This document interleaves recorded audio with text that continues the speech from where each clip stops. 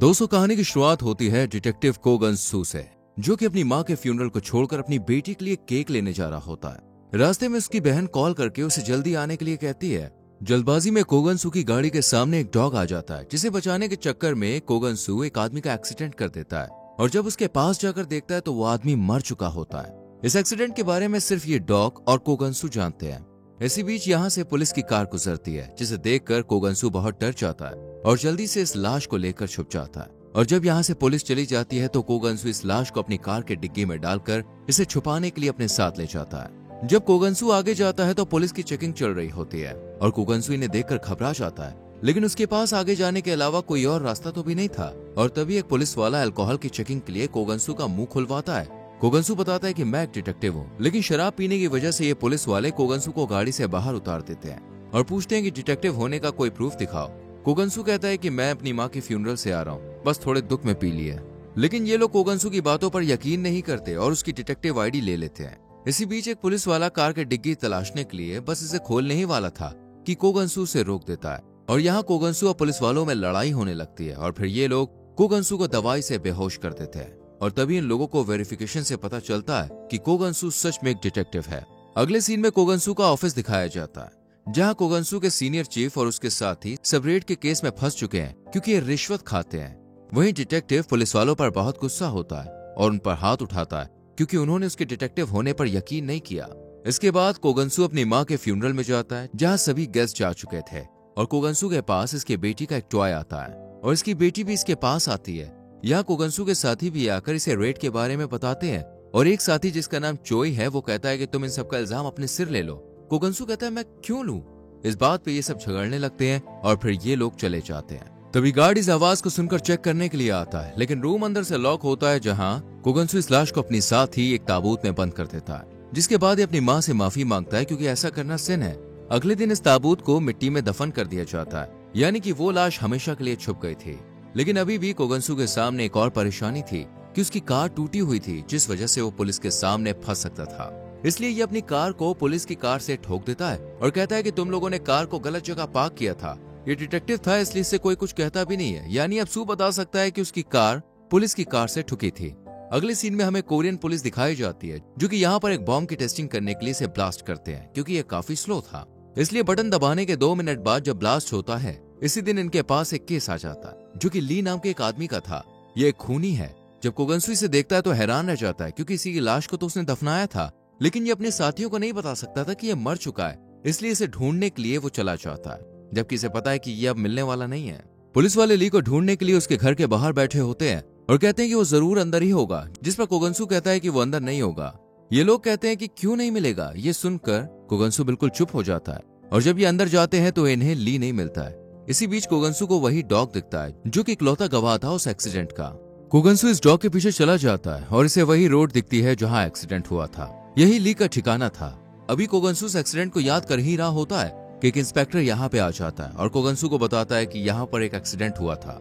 ये सुनकर कोगन सू पूछता है कि इसके बारे में किसने बताया, तो वो इंस्पेक्टर कहता है कि एक आदमी ने रिपोर्ट लिखवाई है कि कैसे उस आदमी का कार से एक्सीडेंट हुआ और फिर वो खूनी उसे कार में डालकर ले गया।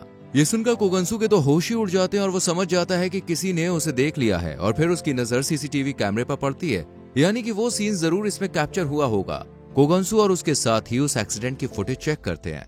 यहाँ कार का सिर्फ पिछला हिस्सा ही दिखाई देता है और इसके साथ ही नंबर प्लेट देखने की बहुत कोशिश करता है, पर कुछ भी साफ साफ नजर नहीं आता। लेकिन कोगन सू का एक साथी नंबर पहचान लेता है कि ये कोगन सू की कार है, लेकिन वो कोगन सू पर शक नहीं करता है। ये सब देखकर कोगन सू बहुत परेशान हो जाता है और अपने घर वापस आता है, जहाँ इसकी बहन होती है और उसका हस्बैंड, जो कि पूरे दिन घर में ही रहता है और कुछ काम नहीं करता। अगले दिन जब सू ऑफिस में होता है तो उसके पास कोई इंसान बार बार फोन करके पूछता है कि ली की बॉडी तुमने कहाँ छुपाई है।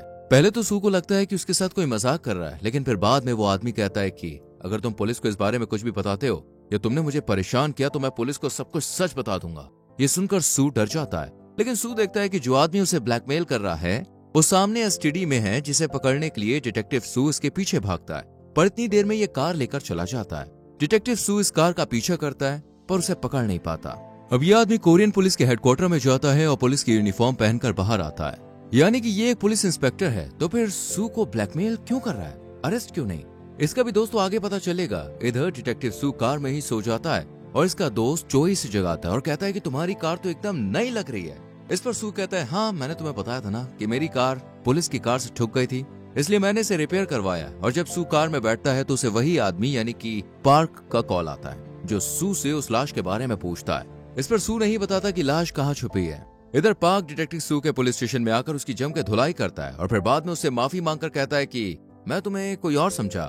पार्क यहाँ पे आता रहता है और जो इसके चीफ है वो भी इसे अच्छे से जानते हैं। पार्क बाथरूम में जाता है जिसके पीछे सू भी चला जाता है और पार्क सू से उसी बॉडी के बारे में कहता है, जिस पर सू गुस्सा हो जाता है और पार्क के साथ मारपीट करने लगता है। लेकिन दोस्तों फिर पार्क इसकी जमकर धुलाई करता है, जिसे देखकर डिटेक्टिव सू समझ जाता है कि ये तो मुझसे भी ज्यादा ताकतवर है और पावरफुल है, इसलिए वो उसे बॉडी देने का फैसला करता है। इसके बाद सू उसी बॉडी के पास जाता है और उसे बाहर निकाल कर देखता है कि इसमें आखिर ऐसा क्या है। सू को पता चलता है कि ये एक्सीडेंट की वजह से नहीं मरा है, बल्कि इसे तो 2 गोलियां लगी थी, यानी अगर टेस्ट होता भी है तो वो बच सकता था। सू को ली का फोन मिलता है जिसे लेकर वो ली के घर जाता है और उसे चार्ज करने लगता है। यहाँ पर उसे एक डॉग दिखता है जो कि शुरुआत में था ये ली का ही है। यहाँ सू को ली का पर्स मिलता है जिसे चेक करने पर उसे कुछ खास नहीं मिलता। इसी बीच ली का फोन बजने लगता है। सू इसे उठाता है तो एक आदमी फोन पर कह रहा होता है कि तुम कहाँ पर हो। सू ये सुनकर कुछ जवाब नहीं देता, इसलिए वो समझ जाता है कि यह ली नहीं है और वो कॉल कट कर देता है। सू इस आदमी की लोकेशन निकलवाता है और उस जगह जाने लगता है। इधर चोई के पास एक चालान की कॉपी आई है जिसने ट्रैफिक रूल्स को तोड़ा था। जब वो कार की नंबर प्लेट देखता है तो वो समझ जाता है कि ये डिटेक्टिव सू की कार है जो कि 21 तारीख को ठुकी थी, लेकिन सू ने बताया था कि उसकी कार 2 दिन पहले एक पुलिस वाले की कार से ठुक गई थी। ये देखकर चोई समझ जाता है कि वो एक्सीडेंट सू ने ही किया था।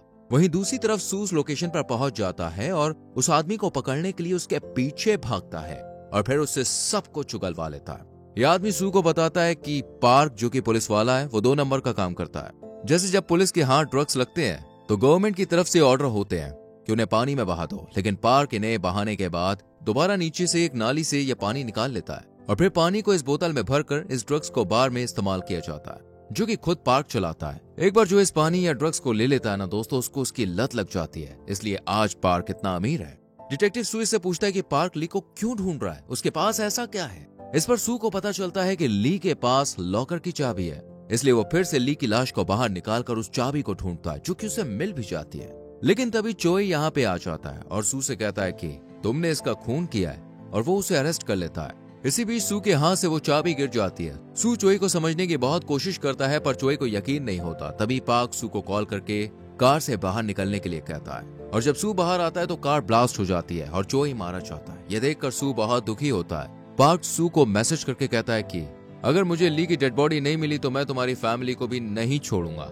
यहाँ पर सू एक प्लान बनाता है और वो अपनी फैमिली को वेकेशन पर भेज देता है और खुद पुलिस स्टेशन जाकर वही बॉम्ब उठाता है जो कि 2 मिनट बाद ब्लास्ट हुआ था और सुबह ली की बॉडी को कार में लेकर चला जाता है और पार्क की कार में रख देता है। पार्क इस लाश को बहुत अच्छे से चेक तो करता है पर उसकी जो मशीन है वो बॉम्ब को पहचान ही नहीं पाती। पार्क सू को मारने की कोशिश करता है लेकिन सू कहता है कि मैंने मेल टाइप कर दिया है और अब मुझे गवर्नमेंट नहीं छोड़ेगी। ये सुनकर पार्क उसे जाने देता है और जब पार्क यहाँ से जा रहा होता है तो बॉम्ब ब्लास्ट हो जाता है जिस वजह से पार्क और कार दोनों नदी में डूब जाते हैं। सू अब खुश होता है कि सब कुछ ठीक हो गया है, इसलिए वो अपनी फैमिली को कॉल करके बताता है कि वो भी बीच पर टाइम स्पेंड करने के लिए आ रहा है। इसी बीच पार्क इसके घर आ जाता है जिसका आधा फेस खराब हो चुका था। दोनों के बीच काफी लड़ाई होती है। सू ने अपनी गन भी रखे थे इसलिए वो उसे निकालने लगता है और फिर पार्क को शूट करके मार डालता है। पुलिस को भी इन सब के बारे में पता चल जाता है लेकिन फिर वो सू को रिहा कर देता है क्योंकि उसने ली को नहीं मारा था। सू पुलिस की नौकरी छोड़ देता है और एक दिन अपनी माँ के फ्यूनरल पर उनके कब्र के पास अपनी फैमिली के साथ जाता है। इसी बीच उसकी बेटी को जो लॉकर की चाबी थी जो यहाँ गिर गई थी वो मिल जाती है जिसे लेकर सू एक माफिया के अड्डे पर जाता है। यही सब क्रिमिनल्स अपने पैसे छुपा कर रखते हैं। सू भी जब इस लॉकर को खोलता है तो यहाँ नोट ही नोट होते हैं जो कि पार्क के थे, लेकिन अब ये सारा पैसा सू का हो जाता है और ये कहानी यहीं पर खत्म होती है। दोस्तों कैसी लगी कहानी हमें कमेंट करके जरूर बताएं और हमारे चैनल फिल्म एडिट को सब्सक्राइब करके बेल आइकन प्रेस करें जिससे आने वाली मूवीज की एक्सप्लेनेशन मिस ना हो। मिलते हैं अगली वीडियो में।